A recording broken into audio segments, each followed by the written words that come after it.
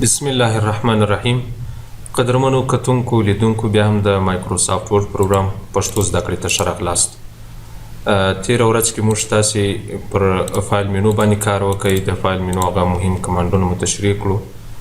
ننني درس کې به انشاءالله الرحمن په هوم مینو باندې شروع وکړو. لومړی راځو باید ورډ پروګرام راخلاص کړو. په ورډ پروګرام کې لیکنه ولیکو.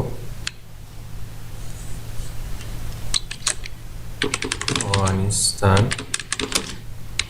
is country. اوس مثال دا لیکنه مو ولیکله. دا لیکنه به لومړی انتخاب کړو. د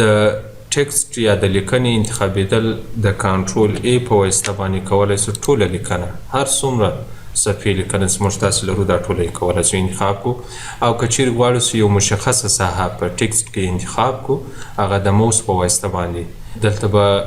کلیک وکړو او دا کلیک به هر طرف ته چې کش کړي هماغه لیکنه ټوله چې کېږي انتخابېږي را سره. یعنې که چیرې غواړئ چې دا لیکنه د موس په واسطه انتخاب کړو کلیک ورباندې کوو او چپ طرف ته کشوو تر څو پورې دا ټوله جمله چې انتخاب سي را سره. اول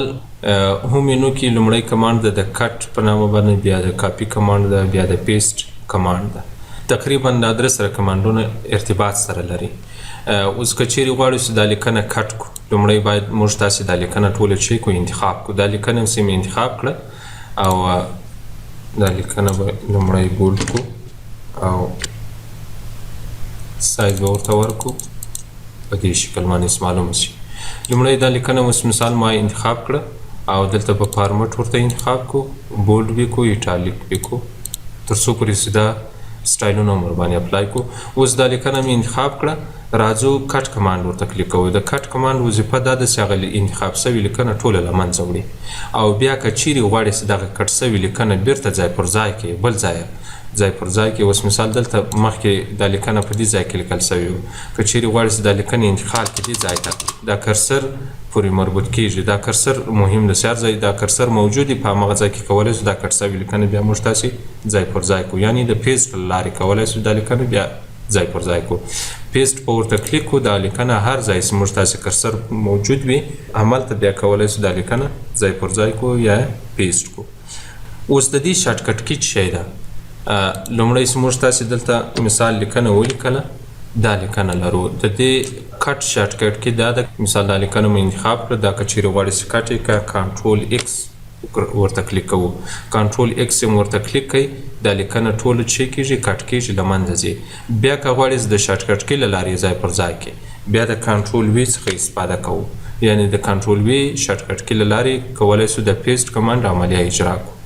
بل کمانډ د کاپي په نامه ده. یعنې که چیرې غواړئ چې دغه لیکنه کاپي کړئ دلته په پخواني ځای کې به هم را سره موجوده وي، بل ځای که چیرې غواړئ چې دا لیکنه پیسټ کړئ هملته به هم را سره موجوده کیږي. د کټ او کاپي ترمنځ همدا فرق دی. که چیرې موږ غواړو چې یو لیکنه کټ کړو له دې ځای څخه له اصلي ځای څخه اصلي موقعیت څخه دا لیکنه ورکیږي، بل ځای که غواړئ چې ځای پر ځای کړي هغه د پیسټ په واسطه به کولی شو دا لیکنه ځای پر ځای کړو. دا خو د کټ وظیفه شوله. بل که چیرې غواړو چې یو لیکنه کاپي کړو، اوس مثال دلته موږ تاسې لیکنه ولیکله. دا لیکنه که غواړئ چې کاپي کړئ کاپي ورته کلیک کوو. دا خو اوس کاپي شوله، کاپي یې واخیستله شوه.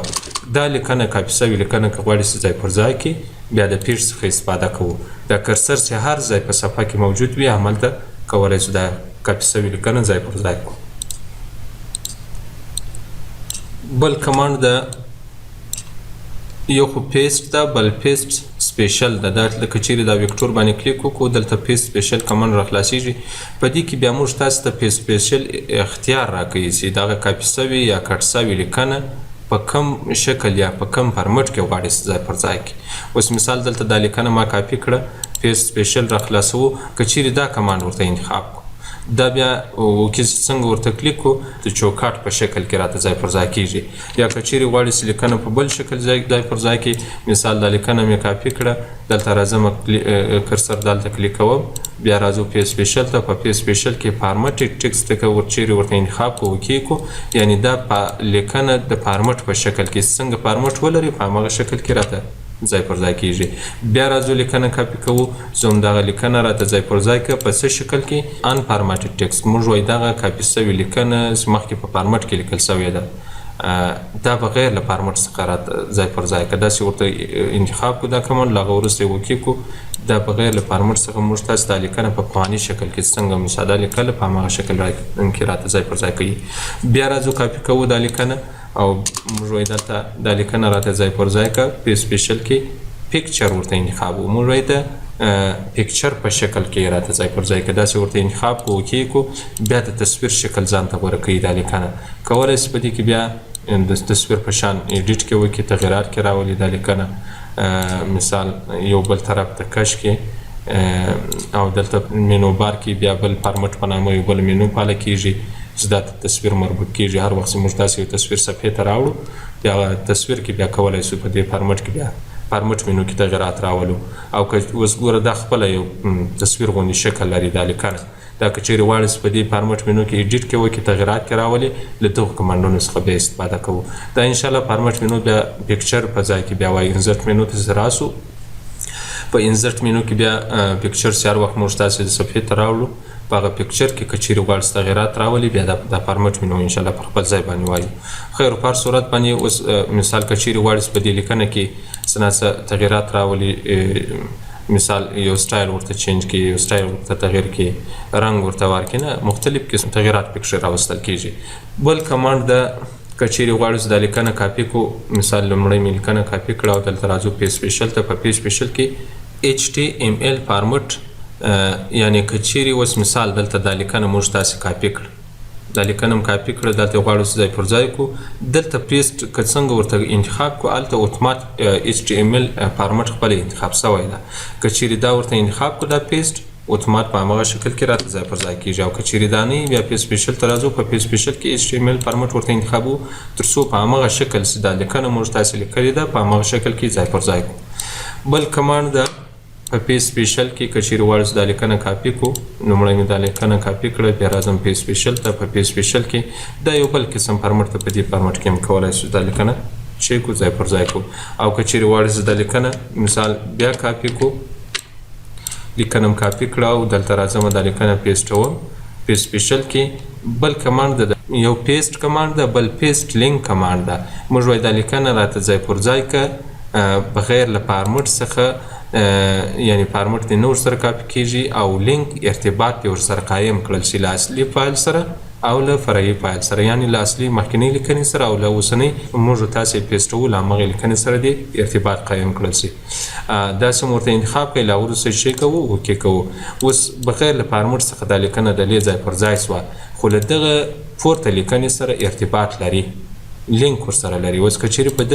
پورته لیکنې کې موږ تاسې تغیرات راولو ایډیټ کې کوو او دلته په دا کښتنۍ لیکنه کې خپله اتومات همدغه تغیرات راوستل کېږي که غواړو چې دا بیرته ځینې خراب کړو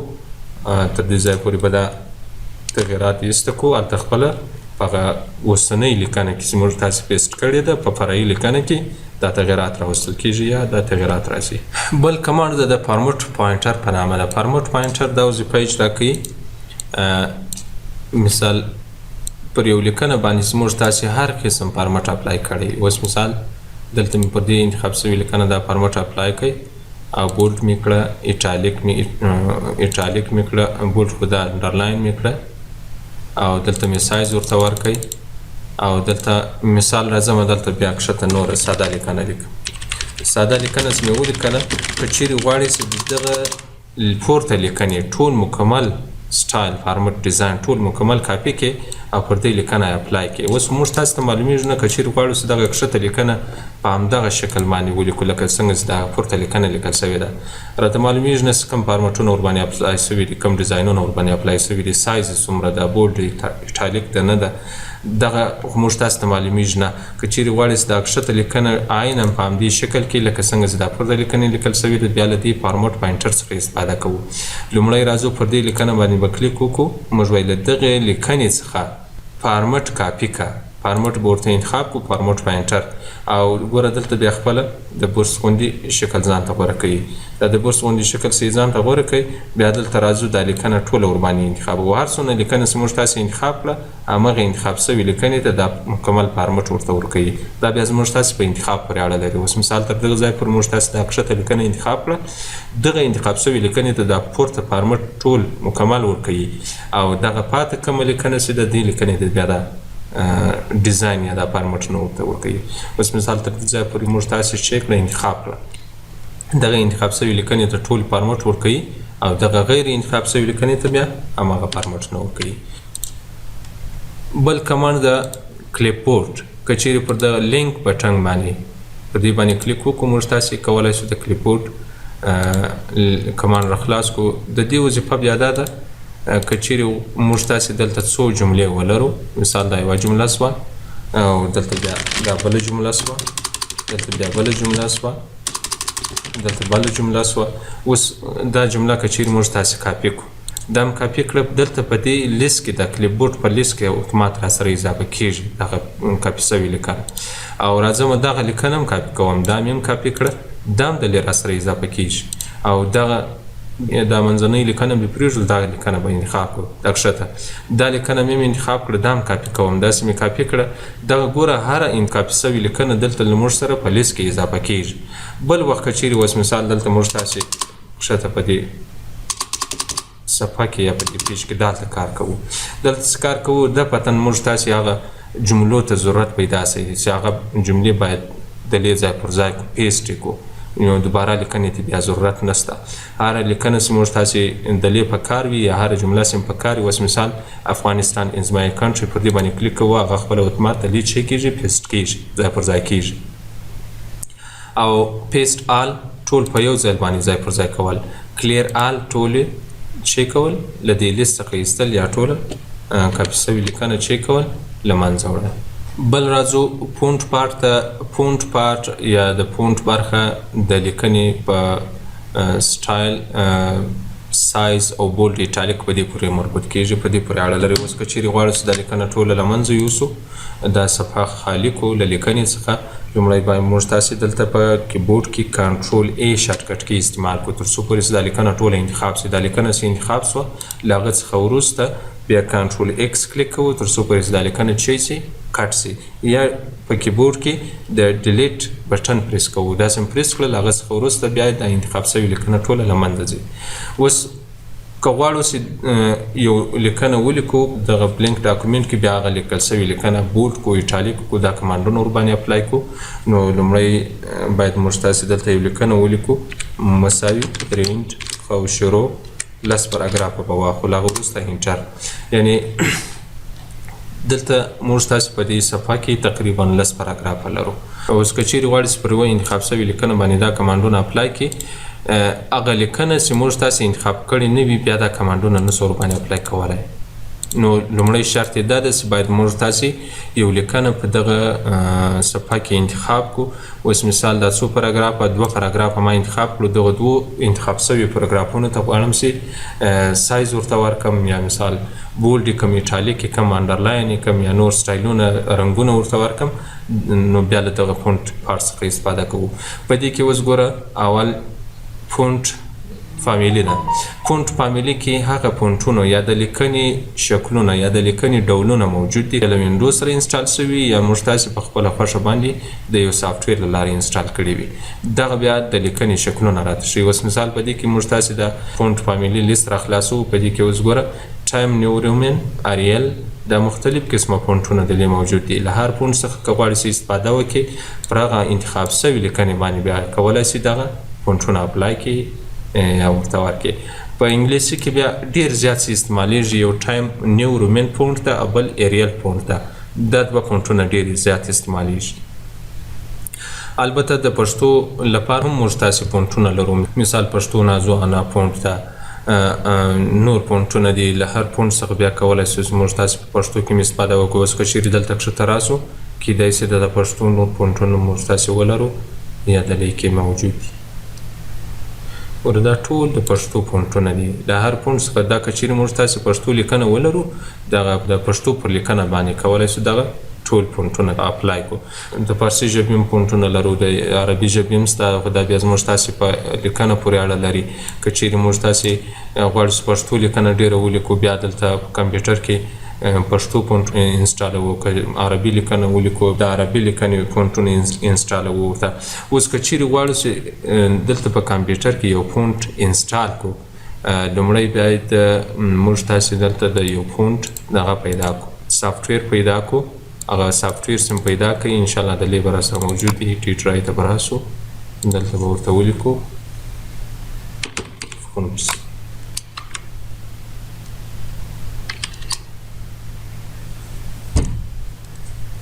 په سرچ کې هم فونټس ورته ولیکئ. ګوره دلته مختلف قسمه فونټونه شته. 304 اتیا فارسي فونټ نوي فونټونه را سره شته. دا که چیرې غواړئ ټول په کمپیوټر کې خپل کمپیوټر ته انسټال کړئ، دلته دا فونټس به راخلاص کړو. په دې فونټس کې ګوره دا ټول پښتو فونټونه دي. له دې جملې څخه که چیرې غواړئ چې څو دانې انسټال کړئ، بیا هر یو جلا جلا دلته کلیک کوو او دلته چې ورته انتخابو، انسټال ورته انتخابو. دا خو اوس انسټال شوی ده، خپل کمپیوټر کې اوس دوباره انسټالیدو ته ضرورت نشته. که چیرې غواړئ دا ټول فونټونه په یو ځل باندې انسټال کړئ، دا ټول فونټونه داسې انتخابوو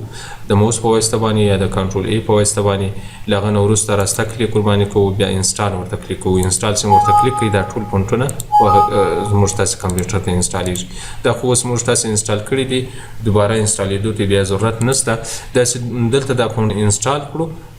هر وخت بیا موږ تاسې ورډ پروګرام را خلاص کو، ایکسل پروګرام را خلاص کو، فوټوشاپ پروګرام. مقصد د هر قسم پروګرام چې موږ تاسې را خلاص کو، په پروګرام کې که چیرې لیکنه لیکل کیږي، د لیکنې مربوط دلته په دې لیست کې بیا هغه فونټونه بیا کولی شو چیک ولټو یا پیدا کو. یا مثال په دې لیست کې ورته لیکو، اول ګوره کېدای شي موږ تاسې پښتو نازوانه فونټ چیک کړي، انسټال کړی وي. دلته که چیرې ورته ولیکو پښتو نازوانه، دلته دغه فونټ موږ تاسې ته خپله اتومات چیک کوي، سرچ کوي. یعنی هر فونټ دلته کولی شو په دې لیست کې چیک کړو، سرچ کړو یا یې ولټوو په اسانۍ سره. که چیرې غواړئ د کیبورډ له لارې ولټوئ، بیا دلته د حروفو له لارې دا نوم ورته ذکر کوو تر څو پورې چې دا زموږ تاسې فونټ پیدا کړي او بیا یې راخلاص کړو، بیا پر لیکنه باندې اپلای کړو. دا خو د فونټ فامیلي والا. اوس بل کمانډ د بولټ په نامه ده. که چیرې غواړئ چې دغه انتخاب شوې لیکنه چې کې بولټ کې یعنی لږ نو کې فونټوالی ورکړي، بیا له دې کمانډ څخه استفاده کوو. که غواړئ چې دغه انتخاب شوې لیکنه ایټالیک کې لږ کږوالی ورته ورکړي، دا کمانډ کلیک کوو. غواړو چې دا لیکنه مثال انډرلاین کو، لاندې لیکه تر ورکوي د دې کمانډ په واسطه باندې. او که چیرې دا ویکټور راخلاص کړو، دلته بیا د انډرلاین مختلف سټایلونه شته، هر سټایل چې ورته انتخاب کو د انډرلاین لپاره انتخاب کو. او که چیرې غواړئ چې د دغه انتخاب شوي سټایل لپاره د انډرلاین لپاره یو قسم رنګ ورته غوره کړي، کولی شئ دلته رنګ ورته انتخاب کو. د مختلف قسمه رنګونه موجود دي د لیره سره. بل کمانډ د سټریک ترو په نامه باندې. سټریک ترو دا وظیفه اجرا کوي کوم وخت که چیرې غواړئ چې مثال دلته د انتخاب شوي لیکنه باندې پر هره لیکه باندې په منځ باندې یو چلیپا کش کې، بیا له دې کمانډ څخه استفاده کوو. البته دا هغه وخت موږ تاسې کولی شو استعمال کو یا په کار هم نه وي، خو د دې پر ځای چې ډیلیټ کو، د ډیلیټ پر ځای موږ تاسې له دې کمانډ څخه استفاده کوو. که چیرې غواړئ چې دا لیکنه مثال بل ملګري ته یا بل چا ته ولیږو او هغه ته یې وښیو چې دا لیکنه مثال په دا ټوله صفحه کې دا لیکنه چې ده غلطه لیکل شوې ده، بیا دا کمانډ ورباندې کلیک کوو تر څو پورې د ده لپاره یو نقل ورکړو چې مثال دا لیکنه شی شوې ده، غلطه لیکل شوې ده. بل کمانډ ده د سبسکریپټ او سوپرسکریپټ په نامه باندې. دا دوه کمانډونه لرو. دا بیا د دې لپاره استعمالیږي. اوس که چیرې مثال موږ تاسې غواړو چې د ریاضي معادلو څخه استفاده وکړو یا مثال د کیمیا له معادلو څخه استفاده وکړو. اوس دلته که چیرې موږ تاسې لیکو H2O، یعنی دا د اوبو یو معادله ده.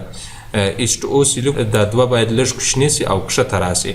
بیا دا دوه ورته انتخابوو او دلته له چیش څخه استفاده کوو، له سبسکریپټ څخه استفاده کوو تر څو پورې چې دغه د کیمیا معادله ځینې جوړ سي. او که چیرې په ریاضي کې مثال موږ تاسې لیکو 4 په توان د 2، دا خو داسې مثال لري اوس لکه 42 لیکل سوي،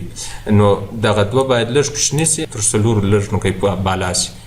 دا دوه به داسې انتخاب کو. له هغه نه وروسته بیا راځو پر دې کمانډ باندې کلیک کوو سوپرسکریپټ. دا کمانډ چې ورته انتخاب کوي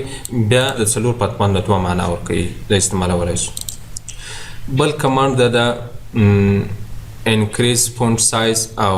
ډیکریز فونټ سایز په نامه ده. دا دوه کمانډونه یو د بل برعکس کې. یعنې که چیرې غواړو چې البته دلته هم کولی شو لیکنې ته سایز ورکړو، سایز ورته انتخاب کړو. که چیرې غواړې چې دغه یوه پاراګراف ته سایز انتخاب کړي یا سایز ورته غټ کړي یا کوچنی کړي، دا